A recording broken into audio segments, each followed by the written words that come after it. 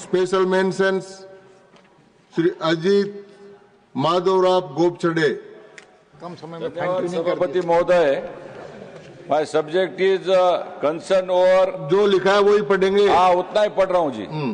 Concern over adverse impact of excessive use of mobile phones by children in India. Bharat में बच्चों के बीच mobile phone का अत्यधिक उपयोग एक गंभीर समस्या बन चुका है। इस आदत का बच्चों के मानसिक स्वास्थ्य पर नकारात्मक प्रभाव पड़ता है। स्मार्टफोन का अधिक उपयोग चिंता, अवसाद और चिड़चिड़ापन उत्पन्न कर सकता है। यह कम उम्र में ही डायबिटीज का कारण बन सकता है। इसके परिणाम स्वरूप मोटापा भी बढ़ सकता है, हृदय की सेहत कमजोर हो सकती है। कम उम्र में बुढ़ापे के लक्षण और बालों का सफेद होना शुरू हो सकता है। लड़कियों में हार्मोनल परिवर्तन भी हो सकते हैं। बच्चों का ध्यान पढ़ाई से हटकर मोबाइल पर केंद्रित हो जाता है, चर्चा नहीं करें आप इसमें, जिससे उनकी सीखने की क्षमता में कमी आती है। लंबे समय तक मोबाइल का उपयोग करने से आंखों में समस्या, नींद की कमी और मानसिक तनाव बढ़ता है। बच्चों के मोबाइल उपयोग को नियंत्रित करना अत्यंत आवश्यक है ताकि उनका विकास सही दिशा में हो सके। इस गंभीर समस्या को ध्यान में रखते हुए केरल के स्थानीय पुलिस ने 1.5 साल पहले डी-डैड केंद्र स्थापित किए। डिजिटल डी एडिक्शन कार्यक्रम बच्चों को अत्यधिक मोबाइल उपयोग से बचाने का प्रयास कर रहा है।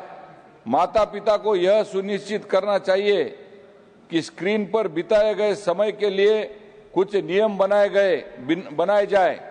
बच्चों की ऑनलाइन गतिविधियों पर नजर रखने और नियंत्रण के लिए पढ़ाई, खेल और अन्य गैर डिजिटल गतिविधियों को बढ़ावा देना चाहिए। बच्चों को साहित्य पढ़ने के लिए प्रेरित करने के लिए एक व्यापक अभियान शुरू करना जरूरी है। मेरी सरकार से यह मांग है कि इस विषय पर विस्तृत दिशा निर्देश जारी किया जाए। Illegal Myanmaris and Bangladeshis who have already settled in different parts of Manipur. Ministry of Home Affairs already asked states and the Union Territories to detect, identify and deport illegal Myanmaris and Bangladeshis within 1 month with effect from 19 May 2025, but no concrete steps are seen taken up from state government till date.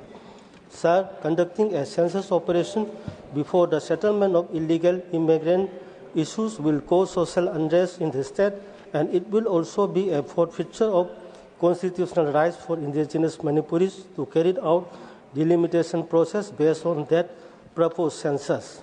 Sir, census data is a very important document for planning and implementation of development works and for future delimitation process. Above all, census report of 2001 and 2011 of Manipur are very controversial and counter from many angles due to abnormal increases of population, but no rectification in this regard is made so far in 3 subdivisions of Senapati district, Manipur. An extraordinary quantum jump of population growth around 202.88% were recorded in between 2001 and 2011 census, enclosed as table number 1.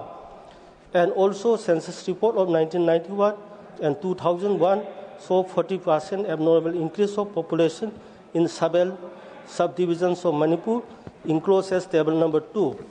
Sir, considering all these facts and figures, I urge upon the Union government to detect, identify and deport the illegal foreign nationals fast based on 1961 as cut year before conducting census and delimitation process. Thank you, sir. धन्यवाद। Shri Santosh Kumar P, not present. Shri Brijlal. Thank you, Deputy Chairman, sir. My subject, demand for facilities for police personnel posted with minister MPs outside Parliament House. Police personnel posted with minister and MPs, etc., are not allowed to enter Parliament complex as a matter of policy. These police personnel keep on sitting in the open outside the parliament complex and also have to face extreme weather conditions without any formal sitting cover area for them. They have no place to go for toilet even during medical emergency, as there is no relief arrangement for them. I would urge for making some immediate arrangement for deployment of some AC mobile vehicles with inbuilt toilet arrangement to provide these police personnel some physical, mental and medical relief. These mobile vans can be deployed at all working gates on the need-based basis. These police personnel who protect minister, MPs, etc. and provide security to them needs care and protection. There is a need to come to their rescue and provide them the said relief immediately. I urge the government to look into it. Thank you, Chair. Sri Raghav Chadda, not present. Dr. K. Lakshman. Thank you, sir. This is a subject concern over constitutional and developmental invisibility of denotified, nomadic and semi-nomadic tribes, DNTs. I wish to draw the attention of the government towards one of the most deprived and historically marginalized communities, that is the denotified, nomadic and semi-nomadic tribes. It is estimated their population has reached 25 crore today. These communities have long history of resistance against foreign invaders and British rule. However, the colonial regime unjustly labeled them as criminal tribes under a series of legislation. Though the Criminal Tribes Act was repealed in 1952, these communities have remained excluded from the constitutional framework ever since, with no dedicated article, no mention in any schedule, and no category in reservations. Due to their nomadic culture, these people have no permanent housing, education, or any health care. Under Modi's government, 44,000 of them have been benefited from the Scheme for Economic Empowerment of DNTs, that is SEEDS, scheme by the present government. Still, many of them remain at the margins and are systematically invisibilized. I urge the government to include a separate column for DNTs in the upcoming caste-based census. This critical step will provide necessary data for evidence-based policy making and help ensure justice, recognition and development for these long neglected citizens of a democracy, and also to consider to form a dedicated DNT, NT, SNT commission as recommended by the Dada Idate Commission. Thank you, sir. Dhanyavad. Dr. Sikandar Kumar. Concern over problems of adulteration in food items. Sir, my special mention is on concern over problem of adulteration in food items. उपाध्यक्ष महोदय, मैं सरकार का ध्यान भारत में खाद्य पदार्थों में मिलावट की एक गंभीर समस्या की ओर आकर्षित करना चाहता हूं। भारत में खाद्य पदार्थों में मिलावट सार्वजनिक स्वास्थ्य, खाद्य सुरक्षा और उपभोक्ता अधिकारों के लिए गंभीर खतरा बन गई है। कोई भी खाद्य पदार्थ मिलावट के अवैध कारोबार से अछूता प्रतीत नहीं पड़ता है। आजकल बाजार में हल्दी में पीली मिट्टी, पीला एनिलिन डाई, मेटानिल जैसे गैर अनुमत रंग, काली मिर्च में पपीते के बीज, मिर्च पाउडर में लाल रंग, ईंट पाउडर, बालू, रोडामाइन, मसालों में बुरादा, कैंसरकारी कीटनाशक एथिलीन ऑक्साइड, दाल चावलों में कंकड़, देसी घी में वनस्पति तेल मिलाकर, आइसक्रीम में ब्लास्टिंग पाउडर, दूध और दूध से बनी वस्तुओं में मिलावट की आम बात हो गई है। बाजार में व्यापारी धड़ल्ले से मिलावटी खाद्य पदार्थ बेच रहे हैं। उन्हें किसी कानून का कोई डर नहीं है। खाद्य पदार्थों में मिलावट देशवासियों के स्वास्थ्य और राष्ट्र को बड़ा नुकसान पहुंचाती है। मैं सरकार से विनम्र निवेदन करना चाहता हूं कि इस मिलावट की समस्या को प्राथमिकता से देखते हुए भारतीय खाद्य सुरक्षा और मानक प्राधिकरण FSSAI को खाद्य सुरक्षा कानूनों को प्रभावी ढंग से लागू करने के लिए व्यापक उपाय करने के निर्देश दिए जाएं, ताकि देशवासियों को सुरक्षित और पौष्टिक भोजन उपलब्ध हो सके। धन्यवाद। धन्यवाद डॉक्टर साहब। Doctor John Brittas, note present. Shri Kesari Dev Singh Jhala. Thank you, Deputy Chairman, sir. So my subject is a demand for the establishment of a dedicated cadre for wildlife veterinary services. So I rise to draw the attention of the government to a matter of urgent national importance, which is the urgent need to establish a dedicated cadre for wildlife veterinary professionals within the forest departments across India. So India is home to some of the world's most iconic and endangered wildlife species, including and not limited to elephants, tigers, leopards, and rhinos. Yet, despite the increasing frequency of human-wildlife conflict and the growing need for specialized care in rescue, rehabilitation, and disease management, there is no dedicated cadre of wildlife veterinarians in most states. Existing veterinarians, sir, are often deputed from the animal husbandry department, leading to a loss of field experience and continuity in wildlife care. Sir, some states, such as the state of Madhya Pradesh, have taken progressive steps by creating a separate cadre for the wildlife veterinarians. It is imperative that all states, especially those with high biodiversity and conflict zones, follow suit. So a dedicated cadre would ensure timely response to wildlife emergencies and conflict situations. It would ensure specialized training in tranquilization, rescue, and rehabilitation. It would ensure disease surveillance and outbreak prevention in forest ecosystems, and also the long-term conservation through consistent veterinary support. Through you, sir, I urge the government to take immediate steps to formulate a national policy for the creation of a wildlife veterinary service cadre with appropriate budgetary support and training infrastructure.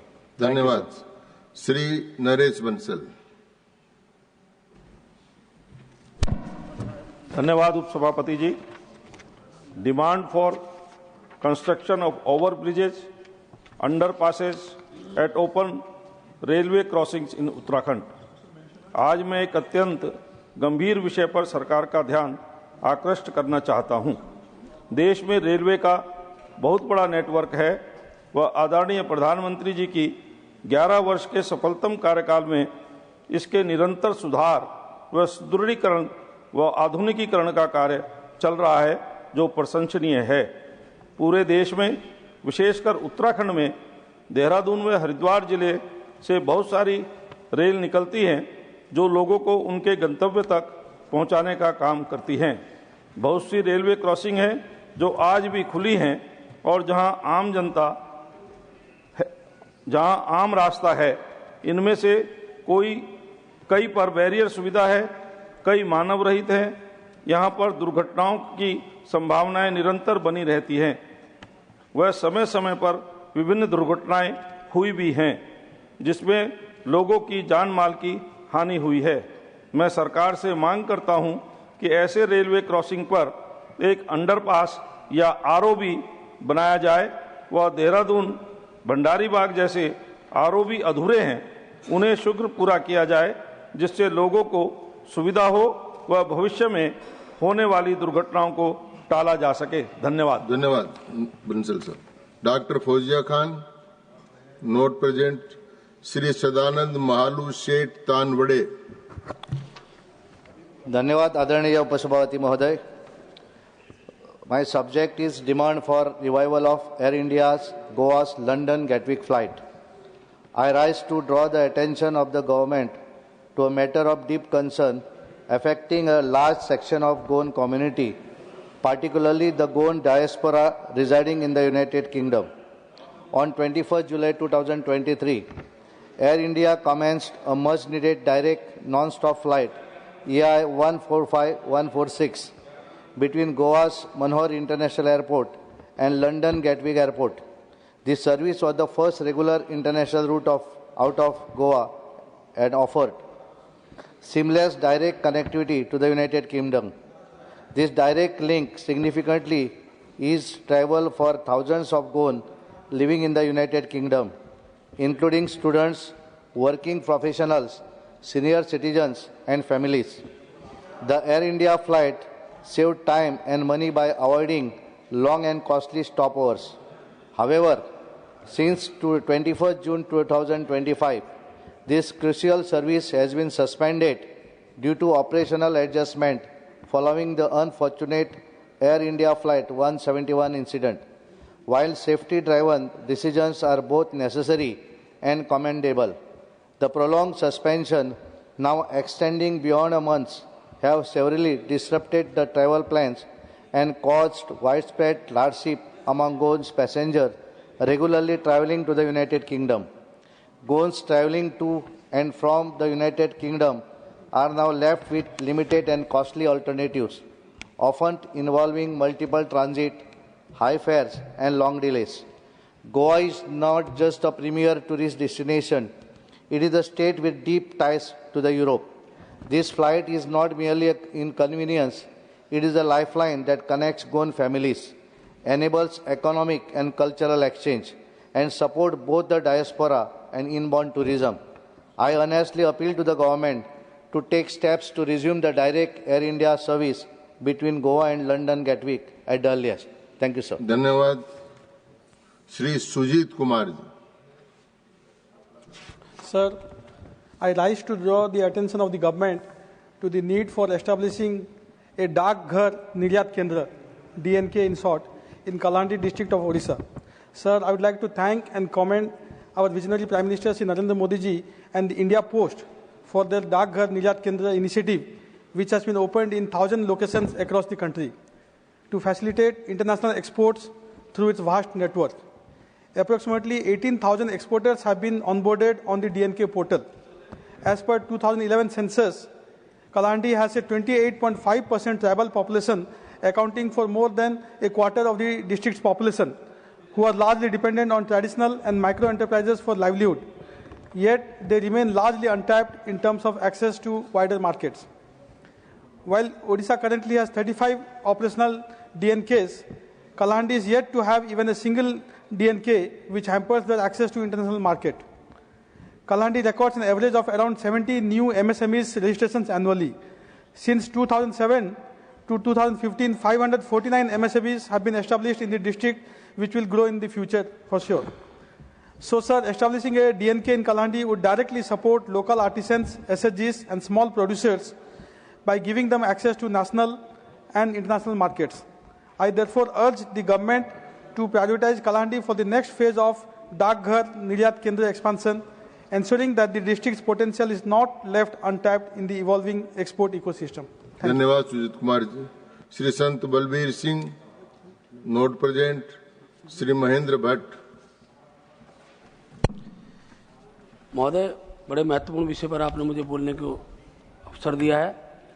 मैं आपके माध्यम से सरकार का ध्यान उत्तराखंड में कर्मचारी भविष्य निधि संगठन के श्रम एवं रोजगार मंत्रालय भारत सरकार के सीमित कार्यालय होने से राज्य के लाखों श्रमिकों एवं भविष्य निधि सदस्यों को हो रही कठिनाइयों की ओर आपका ध्यान आकर्षित करना चाहता हूं. राज्य में गढ़वाल एवं कुआं मंडल के कर्मचारी भविष्य निधि संगठन के मात्र 2 ही क्षेत्रीय कार्यालय स्थापित हैं. ये देहरादून और हल्द्वानी में स्थित है. आप अपनी सेवाओं को आखिरी व्यक्ति तक पहुंचाने के उद्देश्य से भविष्य निधि संगठन द्वारा देश के विभिन्न राज्यों में क्षेत्रीय कार्यालयों के अतिरिक्त जिला कार्यालय भी स्थापित किए गए हैं, किंतु राज्य में वर्तमान में एक जिला कार्यालय नहीं है. महोदय, मैं आपको बताना चाहूंगा कि अकेले हरिद्वार जनपद में भविष्य निधि सदस्यों की कुल संख्या लगभग 20 लाख है, जिसमें से 3 लाख से अधिक वर्तमान में अंशदायी एवं सक्रिय सदस्य हैं. उक्त तथ्य का संज्ञान लेते हुए पूर्व में कर्मचारी भविष्य निधि की क्षेत्रीय समिति, जिसकी अध्यक्षता सचिव श्रम उत्तराखंड द्वारा की जाती है, उक्त बैठक में हरिद्वार सेवा केंद्र को जिला कार्यालय में अधिकृत करने हेतु प्रस्तावित हो चुका है. हालांकि उक्त संबंध में अभी तक कोई प्रगति नहीं हुई है. अतः महोदय, उक्त संबंध में भारत सरकार से मांग करता हूं कि इन कार्यों को खोलने हेतु संबंधितों को निर्देशित करेंगे. धन्यवाद भट्ट साहब. श्री बाबूभाई जयसिंह भाई Desai.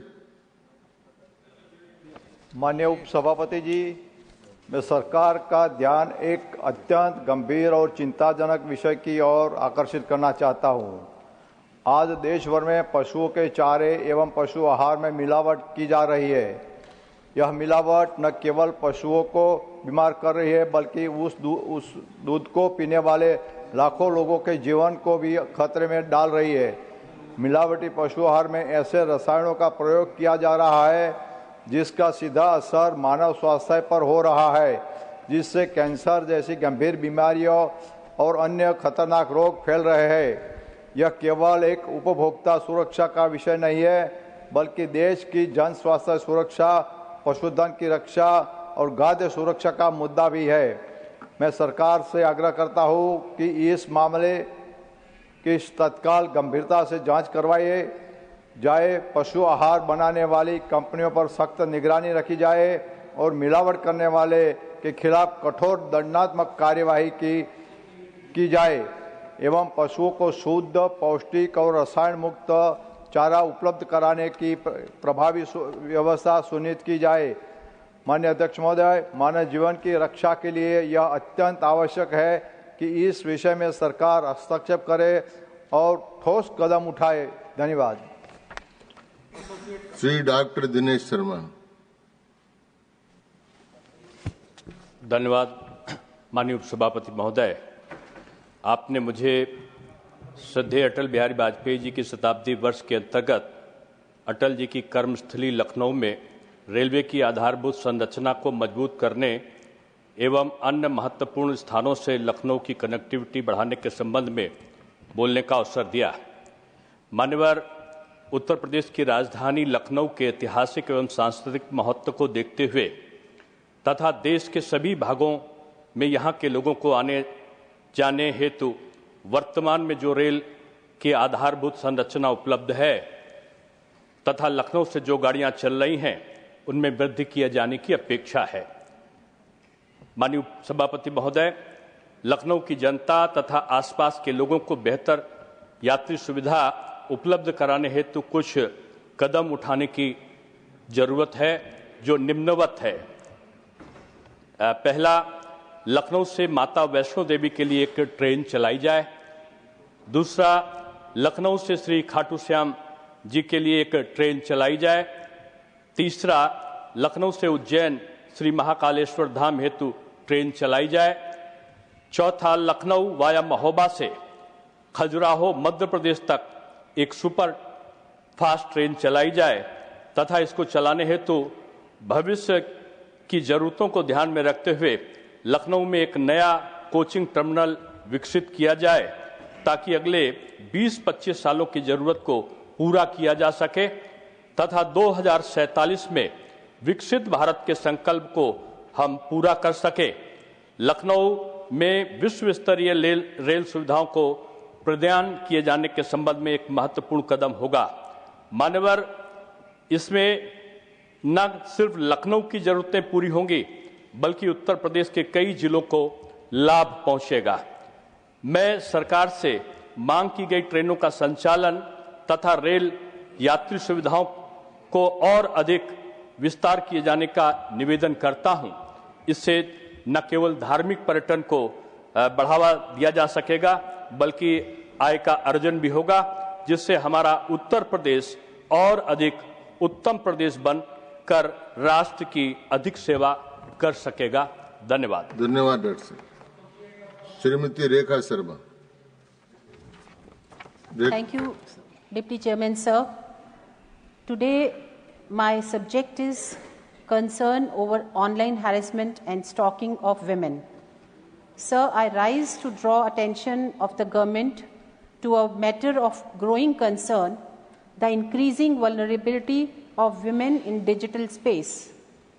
While the rapid digitalization of our daily lives has brought with it new avenues for learning, employment, and social engagement, it has also exposed women to unprecedented levels of online abuse and harassment.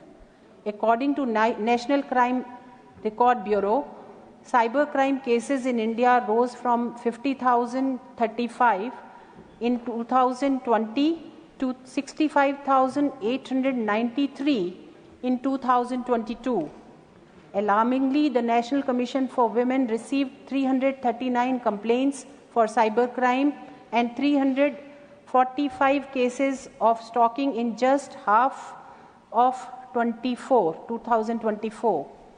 These figures reflect a worrying trend, one where the digital world, instead of being an enabler for opportunities, becoming a source of fear and harm for women. While the government has made substantial investment in anti-cybercrime infrastructure, significant challenges remain at the local level. Many police units still lack the technical skill to handle online crimes effectively.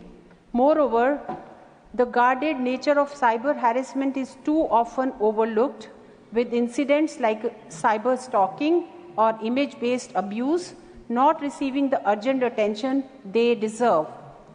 To address this, I urge the government to strengthen institutional coordination and ensure that the cyber crime targeting women are addressed with urgency and seriousness.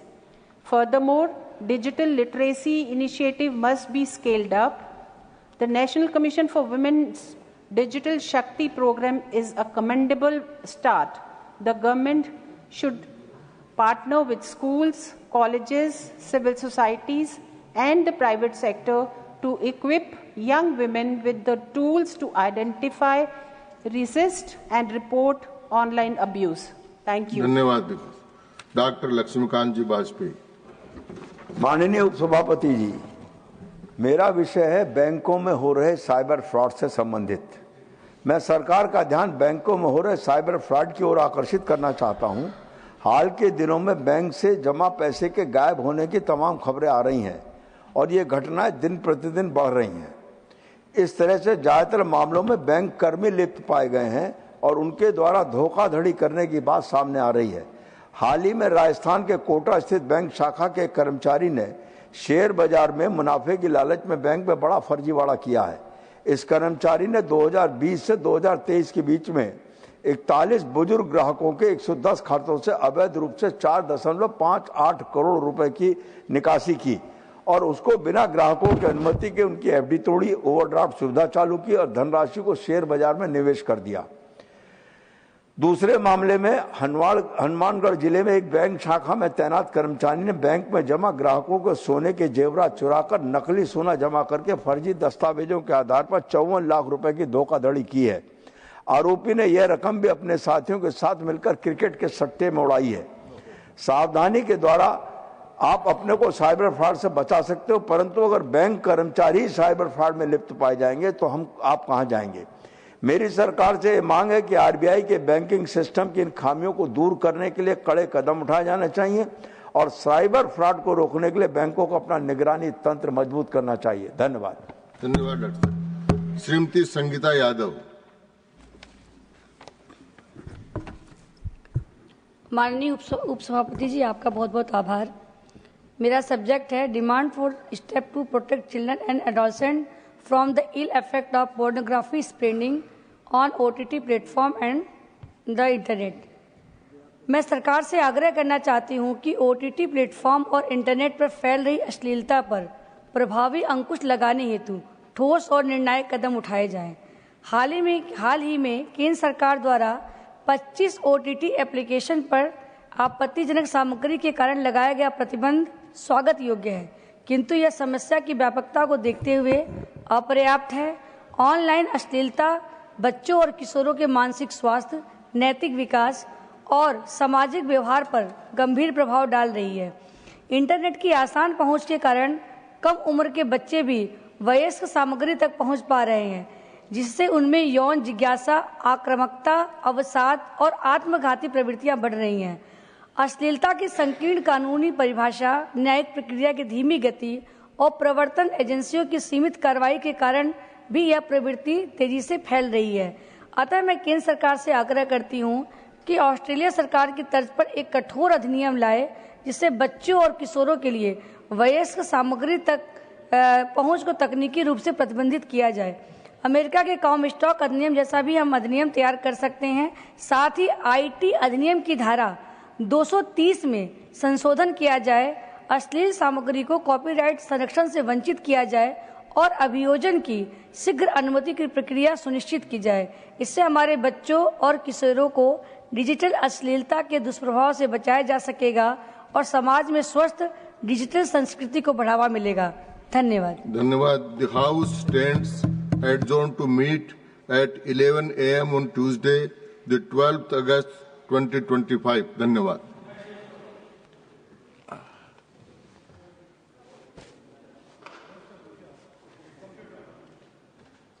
चलाइए।